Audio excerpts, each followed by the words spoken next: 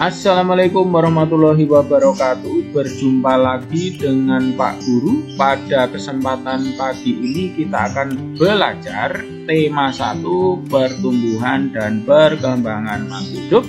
Subtema 1, ciri-ciri makhluk hidup di pembelajaran 2. Nah, sebelum belajar, marilah kita awali dengan bismillah terlebih dahulu.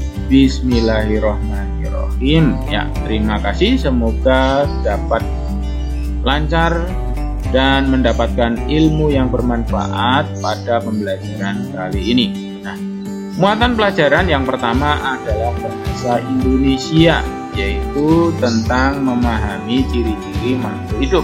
Di sini ada gambar cicak, ikan, anak-anak, kemudian ini insang dan paru-paru. Nah, ciri-ciri makhluk hidup yang pertama adalah bergerak.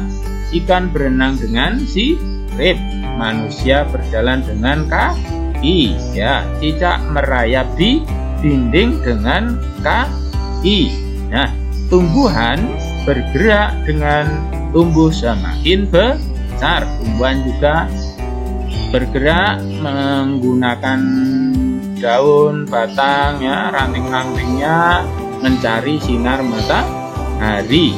Makhluk hidup itu juga bernapas, anak-anak. Ciri yang kedua, ya, manusia bernapas dengan apa? Ya, betul, dengan paru-paru. Ikan dengan apa? Ya, betul, dengan insang. Tumbuhan juga bernapas, anak-anak, yaitu menggunakan mulut, daun, atau stomata. Nah, ciri yang selanjutnya, makhluk hidup juga mengalami pertumbuhan.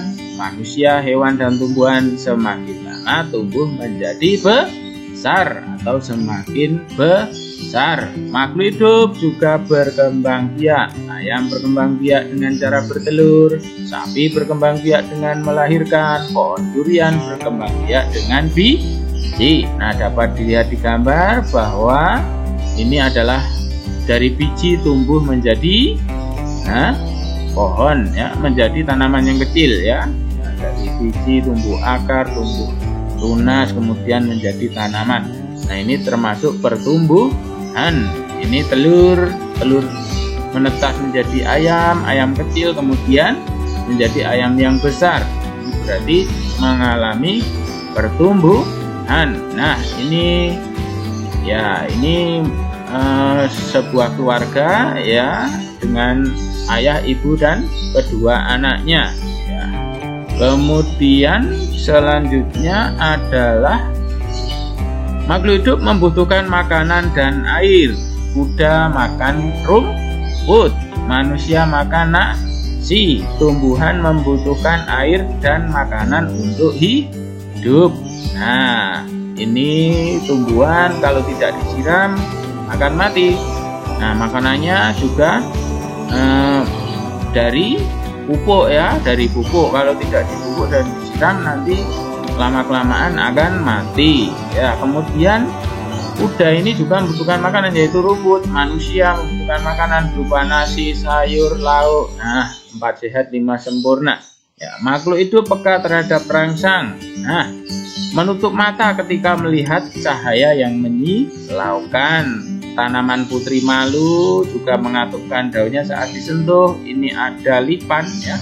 Ketika disentuh juga akan melingkarkan tubuhnya. Kemudian tanaman, ya, pacar Cina, ya, buahnya itu kalau disentuh akan meletus, ya, anak-anak. Ini membuktikan bahwa makhluk hidup peka terhadap rangsangan, ya. Sampailah kita pada cara membuat kalimat. Nah, caranya bagaimana? Tuliskan kata yang akan dibuat kalimat seperti contoh. Nomor 1, katanya adalah bernapas, kalimatnya adalah titik-titik. Tambahkan kata-kata yang sesuai di depan atau di belakang kata tersebut. Contohnya ini adalah, ya, ditambah kata ikan dan belakangnya ditambah dengan insang. Jadi membentuk sebuah kalimat yang di dalamnya ada kata bernapas. Kalimatnya adalah ikan bernapas dengan insang. Nah, Sampailah kepada muatan pelajaran pendidikan jasmani dan olahraga. Manusia dapat bergerak dengan cara berjalan dan berlari. Perhatikan dan tirukan gerakan di bawah ini. Ini adalah contoh cara berjalan ke samping kiri, berjalan ke samping kanan, berjalan ke depan, berjalan ke belakang, ya. Berlari ke depan, berlari ke belakang, berlari ke samping kanan, berlari ke samping kiri, berlari belok-belok dan membentuk lingkaran. Nah, ini nanti bisa kalian praktekkan di rumah. Nah, agar dapat melakukan gerakan berjalan dan berlari dengan cepat, yang harus kita lakukan adalah apa, anak-anak? Ya, kekuatan kaki. Nah, itu merupakan faktor utama keberhasilan dalam kegiatan perlombaan kombinasi gerak berjalan dan berlari. Dalam setiap perlombaan selalu ada yang menang dan kalah.